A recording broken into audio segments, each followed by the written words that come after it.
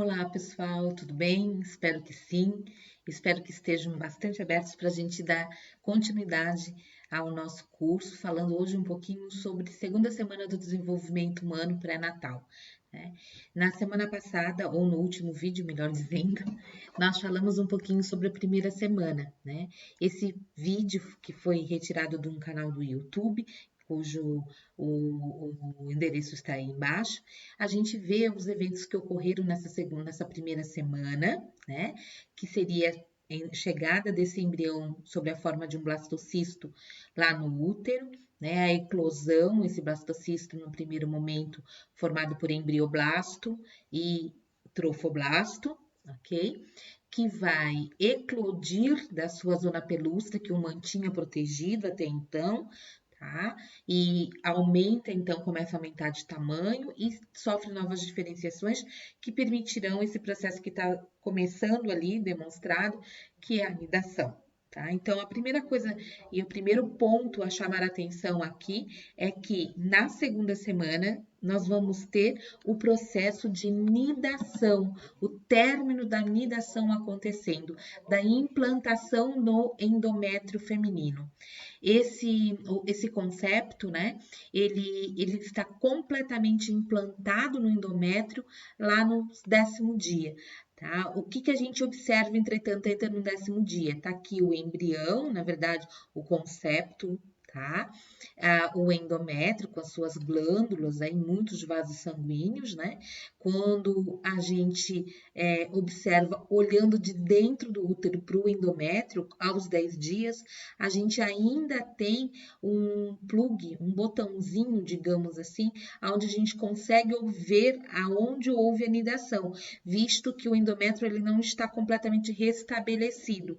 Então, o concepto está dentro do nosso endométrio, mas o endométrio ainda vai ser fechado completamente a partir dele.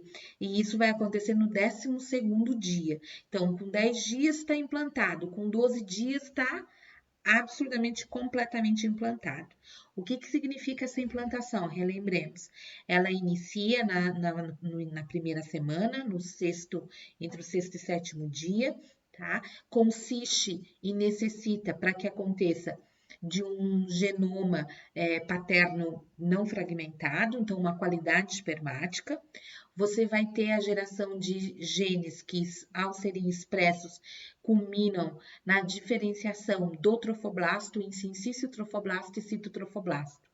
O sincício, ao produzir enzimas hidrolíticas, permitirá então a entrada desse embrião cada vez mais dentro do endométrio, ocupa o seu lugar.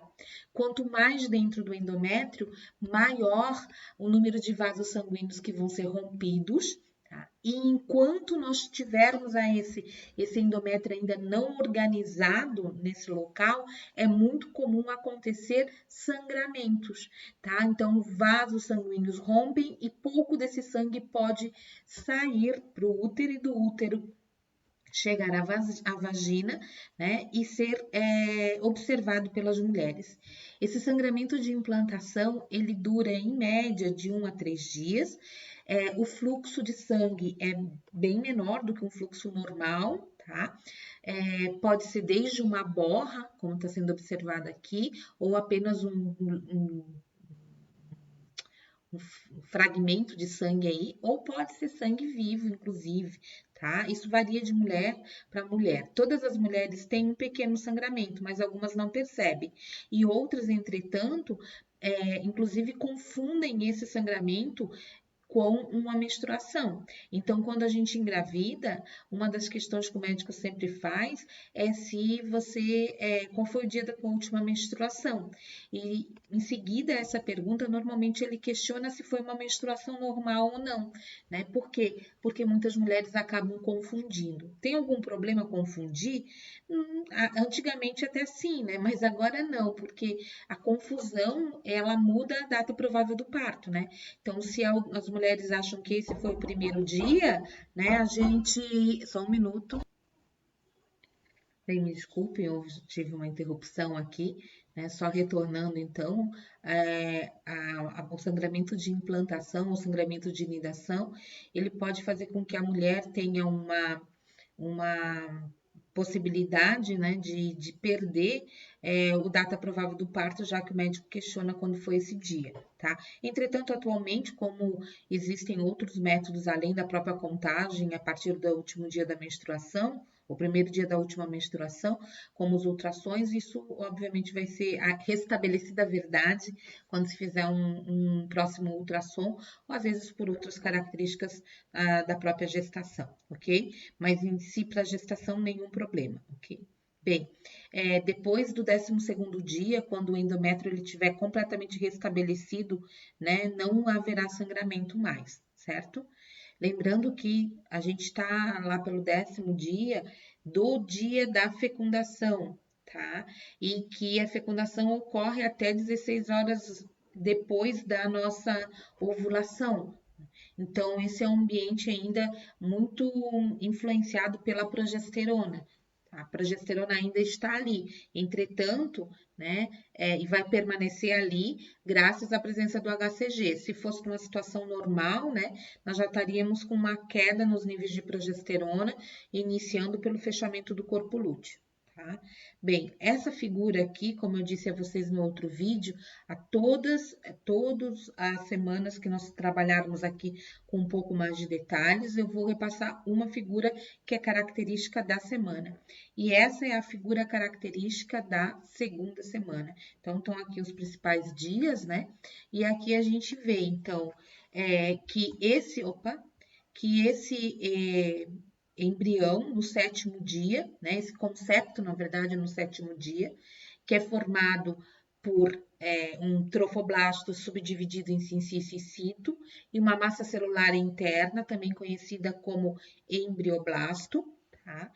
Ele vai nidar. Durante a nidação, o que a gente está visualizando aqui? Que esse sincício que ele era mais apical, ele começa a envolver completamente o embrião. Então, quanto maior o sincício, mais dentro do endométrio esse embrião estará. Tá? Então, ao final do 14º dia, notem que eu tenho sincício em toda a extensão, em volta de todo o citotrofoblasto. Antes, o citotrofoblasto ficava só nessa porção, que não estava em contato direto com o endométrio. Então, à medida que vai acontecendo, você tem o sincício e logo abaixo o citotrofoblasto sendo observado. Tá? A partir do 10º dia, é muito comum também que nessa massa do sincício trofoblasto ocorra morte celular e forme lacunas ou buracos ou cavidades, como vocês queiram. Essas cavidades permitem, como está mostrado aqui, que o sangue advindo dos vasos sanguíneos rompidos durante a nidação, eles extravasem nesses locais e permaneçam ali durante um tempinho. Esse fato permite que nós tenhamos uma troca mais efetiva entre os componentes do sangue com as células maternas, tá? Então, elas acabam recebendo mais nutrientes. As células do sincício recebem e repassam para todo o restante do concepto os nutrientes necessários e básicos, né, para que o desenvolvimento continue. Certo? Bem, do sincício e o cito, eles simplesmente crescem em tamanho, né? Crescem como? Proliferando as suas células. Mas não existe, o movimento acontece, né? Porque ele vai se expandindo no endométrio, mas nada mais do que isso. Não tem outra diferenciação celular. A outra parte do embrião, né, que inicia esse processo de nidação, é o tal do embrioblasto. O embrioblasto era aquela massa celular interna, que, como vocês já observam no 8º dia, já não é uma massa total, tá? Nós temos uma cavidade nessa região do embrioblasto. Como é que se formou essa cavidade? Por morte celular. Tá? Essa morte celular permite a abertura de um saco, de uma vesícula ou de uma cavidade interna na massa que a gente conhecia como embrioblasto. Essa cavidade, como vocês estão olhando, ela persiste durante todo o restante da nossa gestação. Essa cavidade, ela é conhecida como cavidade amniótica, tá? Cavidade amniótica. O que tá vendo aqui, essa pontinha aqui, ó, tá? A cavidade amniótica, ela tem o objetivo final posterior de produzir, tá? As células aqui dessa cavidade produzirão o chamado âmnion, ou líquido amniótico. O líquido amniótico ele tem múltiplas funções no corpo e no desenvolvimento, não só proteger contra choques mecânicos, trabalhar na questão da manutenção da temperatura desse bebê, mas também ele é muito importante para exercer pressão no corpo desse bebê que está sendo formado de forma contínua e comum em todos os pontos, o que favorece o que a gente chama de construção da simetria corporal. Tá? A ausência ou diminuição de líquido é um grande problema no desenvolvimento, como o excesso de líquido também demonstra alterações no processo de desenvolvimento normal. Tá? Então, o líquido, ou a vesícula amniótica, a conhecida bolsa d'água, que nós conhecemos popularmente como bolsa d'água, ela é um constituinte que vai ser formado durante a segunda semana. Tá? Nessa massa primeira, que é o embrioblasto. Mas, professora, tu não dissesse que na primeira semana as células do embrioblasto formariam um embrião, mas tu está dizendo que forma a cavidade. Bem, ela forma um anexo ao corpo do embrião, que é a cavidade amniótica. Mas não é só isso, porque não são todas as células que morrem. Como vocês estão observando aqui, nós temos um grupo de células que permanece. E essas células aqui sofrem diferenciação celular, ou seja, começam a expressar genes diferentes daqueles que estavam expressando até o momento em que elas eram embrioblasto. E com a expressão diferenciada, elas dão origem a duas camadas, tá? Que vão formar o nosso corpo. Nesse momento, na segunda semana, o nosso corpo é formado por duas camadas, que é essa camada superior, que tem contato com o âmnion, tá? Contato com a vesícula amniótica, a gente chama de epiblasto.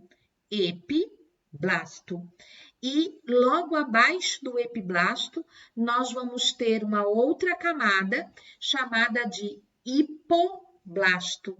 Hipo com H, hipoblasto. E essas duas camadas, epiblasto e hipoblasto, dão origem, então, ao que a gente conhece como embrião bilaminar. Tá? Então, de uma maneira simplista, nós tínhamos aqui um blastocisto, uma massa celular interna. Dessa massa celular, né, parte dela sofreu morte, tá? E com a morte celular, nós temos, com a morte celular, nós temos a organização de uma cavidade, não mata tudo como está mostrado aqui, né? De uma cavidade aqui que a gente chama de cavidade amniótica. Não sei que estranho forma isso. Cavidade amniótica, tá? O restante das células formam duas camadas. A primeira a gente chama de epiblasto, né? Por isso que está dizendo aqui o embrião, essas duas camadas são o embrião, e a segunda, o hipoblasto, tá? Bem, o que a gente nota aqui? Logo que é formado essas duas camadas, epiblasto e hipoblasto, tá? A camada do hipoblasto, que está sendo demonstrada aqui para vocês, tá? Ela vai começar lá pelo 8º dia a se movimentar e as células do hipoblasto, elas acabam aos pouquinhos envolvendo, não é isso? Oh, meu Deus, está difícil aqui. Envolvendo essa camada ou essa cavidade, que era a cavidade do blastocisto. Quando isso acontece, ela forma essa outra cavidade, ou vesícula, ou saco, a partir do 8º para o 9º dia, que a gente chama de saco vitelínico, tá? O saco vitelínico é, como a cavidade amniótica, um anexo embrionário, gente. E qual é a função do saco vitelínico? Dentro desse saco, nos nossos ancestrais, era colocada, era sintetizada, era produzida pelas essas células que compõem o saco vitelínico, uma proteína chamada de vitelo. O vitelo nada mais é do que a proteína que a gente encontra na gema do ovo, tá? Então, quando a gente vê a gema, a gente está comendo, quando come a gema, come o vitelo do ovo lá da galinha, tá?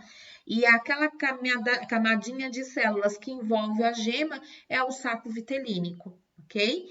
Bem, por que a gente também tem gema dentro desse nosso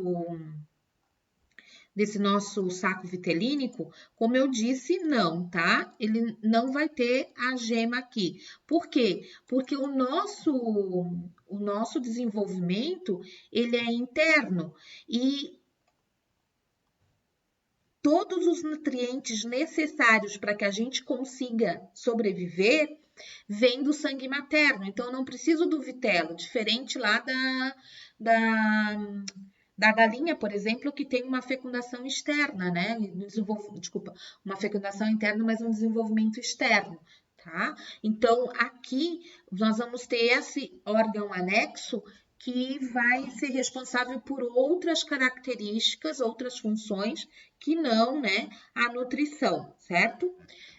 Então, notem que a partir daquela massa celular que a gente chamava de embrioblasto, nós temos a formação da cavidade amniótica, da cavidade vitelínica e entre essas duas do embrião bilaminar. Tá, mesma coisa. E não muda nada até o 14º dia. Cavidade amniótica, epiblasto e hipoblasto que formam o embrião e a cavidade vitelínica.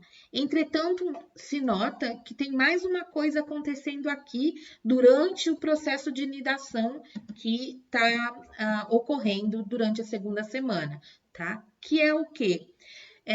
Como eu comentei na 1ª semana, quando falamos da formação do trofoblasto, o termo trofo significa comida. E o sincício e o cito, derivados do trofoblasto, eles vão estar envolvidos na formação de um órgão anexo que a gente chama de placenta. Entretanto, como vocês devem saber, claro, isso não é a placenta ainda, né? É o início, tá, da formação. Nós vamos ter a placenta como um órgão do bebê, mas que não faz parte do corpo do bebê. E não existe, inclusive, nem quando a gente pensa no embrião, no desenvolvimento, nem existe um contato íntimo da placenta com o bebê. Na verdade, existe uma relação, sim, que é feita a partir do cordão umbilical. Tá? Então, a placenta recebe os nutrientes e passa pelo cordão umbilical para o bebê. Como saem do bebê substâncias em direção ao cordão que vão ser excretadas lá na placenta. Então, o que eu quero dizer é o seguinte, que o órgão placenta, ele não está ligado totalmente ao corpo do bebê, só num ponto de contato. E se a gente visualizar aqui, né, essas estruturas que dariam origem à placenta e o embrioblasto estão grudadas uma na outra. Então, na 2ª semana, o que a gente visualiza é a formação de um tecido, como está demonstrado aqui para vocês, ó, em cor de rosa, que vai ficar que é formado na tentativa de separar esses dois componentes, do que vai ser o embrião, do que vai ser a placenta. Esse tecido é chamado de mesoderma extraembrionário. Meso com S, por favor, derma extraembrionário. Então, é meso porque está no meio de dois conjuntos de coisas, tá? O que vai ser a placenta e o que vai ser o embrião, tá? E extraembrionário para dizer que é fora do bebê. Depois nós vamos ter um mesodermo intraembrionário, tá? Notem que lá pelo 10º dia, a gente já com o desenvolvimento bem do sincício, já temos o mesoderma bem organizado. E aí, lá no 11º para o 12º dia, começam a aparecer cavidades dentro desse mesoderma. O que seriam essas cavidades? Morte celular programada. Você vai ter morte nesse tecido. Por que ter morte, professora? Porque ainda existia uma relação direta entre essas duas partes, né? O sincício e o cito, que é o trofoblasto, com o que era o embrioblasto. Então, com a morte celular, você vai criar um buraco entre esses dois e vai separar realmente. Tá? Só que essa morte celular, ó, forma essa estrutura de buraco aqui, ó, mas notem que você não tem morte celular em tudo. Tem um ponto do mesoderma que se mantém. Eu vou botar aqui para a gente que fica maior. Ó. Esse ponto que se mantém de mesoderma, onde não teve morte celular, dá origem aqui ao que eles chamam de pedúnculo do embrião ou pedículo do embrião, tá? E essa região será o nosso futuro cordão umbilical, que, como a placenta, como cavidade amniótica e como a cavidade vitelínica, também são, ou também é um anexo embrionário. Então, é um órgão. O que é um anexo embrionário, um órgão anexo? É qualquer estrutura que não vai fazer parte do corpo do bebê, mas que tem um papel fundamental nesse processo que é o desenvolvimento. Tá? Sem a formação dos anexos embrionários ou com alteração na formação desses anexos, simplesmente o desenvolvimento não ocorrerá. Tá? Todos os anexos são essencialmente importantes, não tem um mais importante do que o outro. Todos eles têm uma função muito clara dentro do desenvolvimento pré-natal, ok? Então, só para terminar aqui, e nessa evolução para a formação da placenta, aquele sincício trofoblasto, o citotrofoblasto, agora se une com parte desse mesoderma que não foi eliminado com a morte celular, e essas 3 camadas, a partir de agora, formam uma estrutura que a gente chama de córium. Então, toda vez que vocês ouvirem o termo córium, tá? Vocês sabem que, na verdade, é um envoltório que envolve completamente o bebê, tá? E que é formado de sincício trofoblasto, que mantém esse contato direto com o sangue da mãe, né? Nós temos o citotrofoblasto e o mesoderma extraembrionário. Tá? Ligando-se ao córium, temos o futuro cordão umbilical, que está também associado a esse pouco de mesoderma que fica envolvendo o que era o embrioblasto, aonde a gente tem as 2 cavidades, né? Amniótica e vitelínica, e o embrião, que é o embrião bilaminar. Tá? Então, é esse córium que é o próximo estágio, antes, na verdade, da formação do que a gente chama de placenta. Tá? Então, a placenta, a base da placenta está aqui. Essas estruturas são chamadas de vilosidades coriônicas e elas vão ampliar o tamanho delas e vão formar verdadeiras, como se fossem raízes, tá? Isso que vai crescer e vai formar raízes em direção ao endométrio para fixar realmente essa estrutura do bebê no endométrio da mãe. Tá? Então, ao final da 2ª semana, é assim que a gente termina, com todos os anexos necessários para o nosso desenvolvimento formados, tá?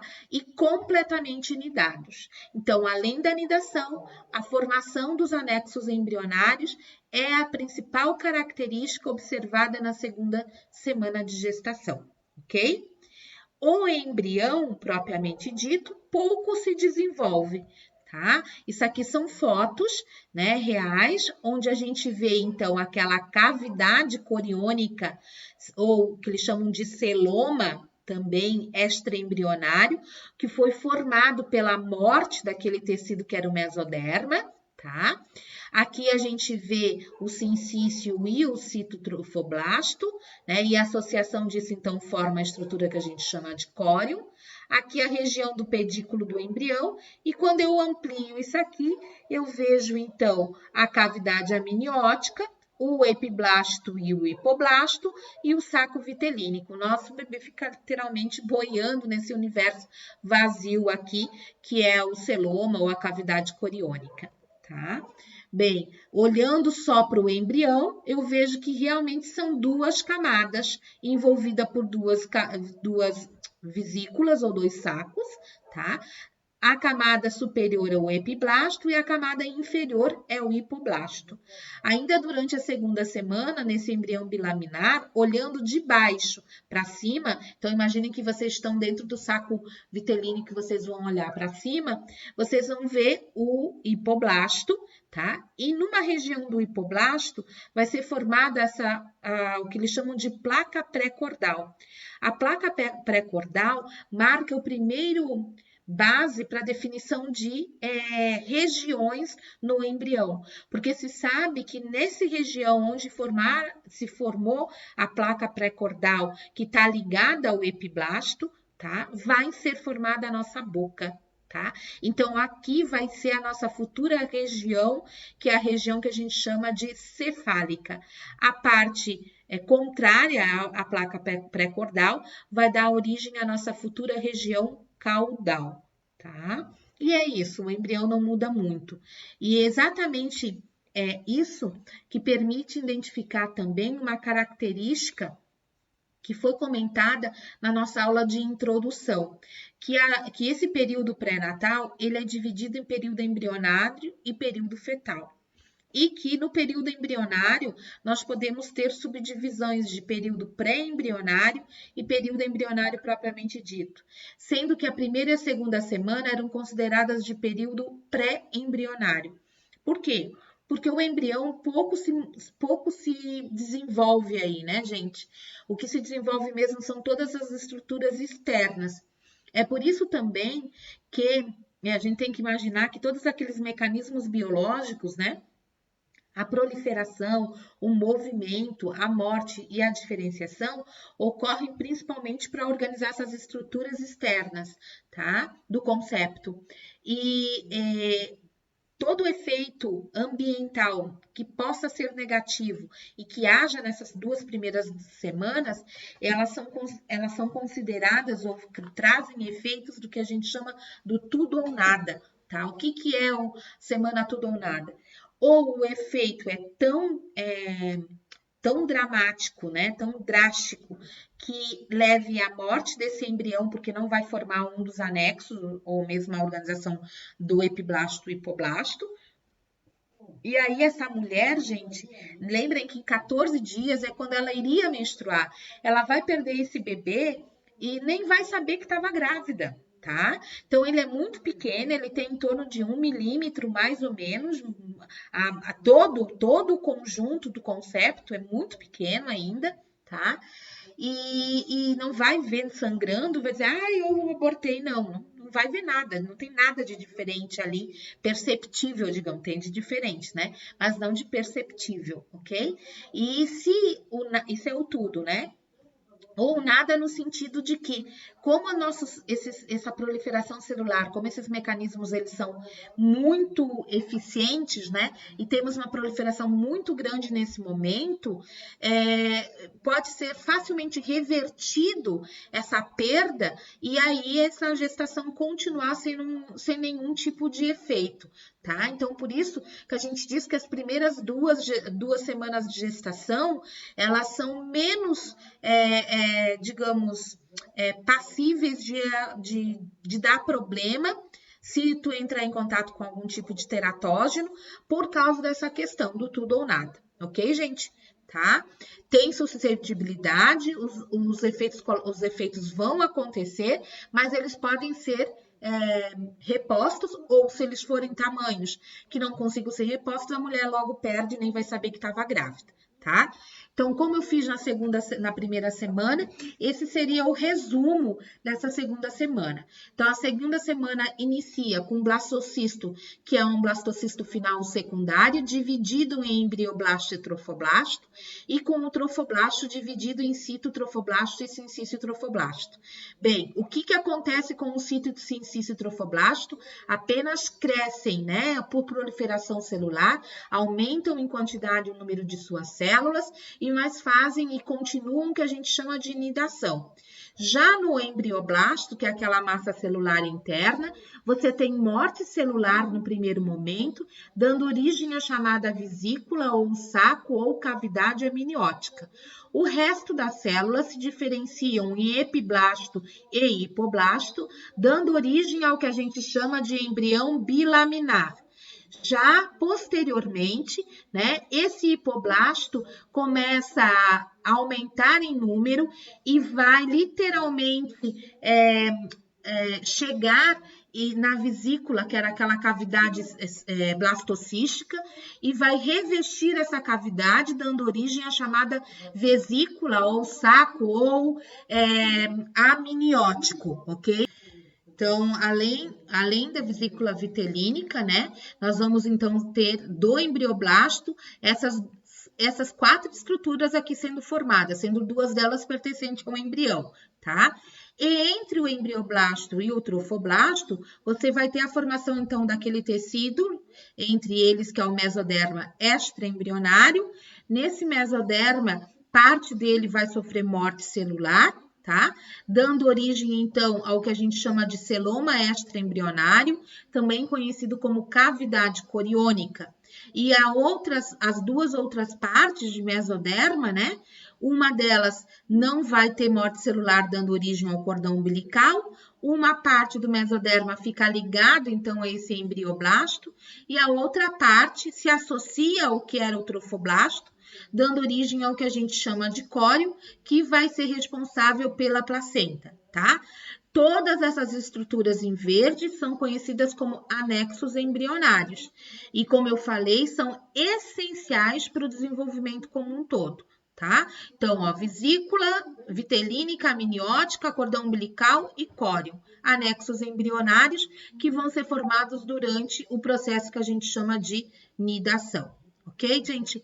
Então, esse é o resumo da segunda semana. Espero que vocês tenham entendido, tenham gostado, tá? Se gostaram, por favor, dá o like. Coloquem algum comentário também, se em relação a alguma coisa que você não conhecia ou não sabia, por favor, tá? Se você é meu aluno, passe esses comentários depois dos nossos momentos de encontro. Se você não é, por favor, deixe aí os comentários que eu respondo à medida que eu vou recebendo essas informações, ok? Muito obrigada por mais esse tempo passado comigo. Fiquem muito bem e até o próximo vídeo.